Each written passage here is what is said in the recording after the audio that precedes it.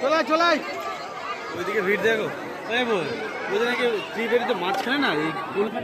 হ্যাঁ বুঝলাম না দুজনই অনেক দূর। আচ্ছা আচ্ছা ওই দিকটা ভিড় দেখো কেমন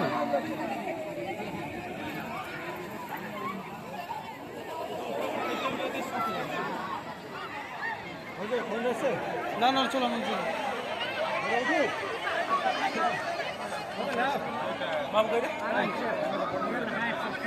জলের স্রোত বিশাল স্রোত হবে হ্যাঁ হচ্ছে না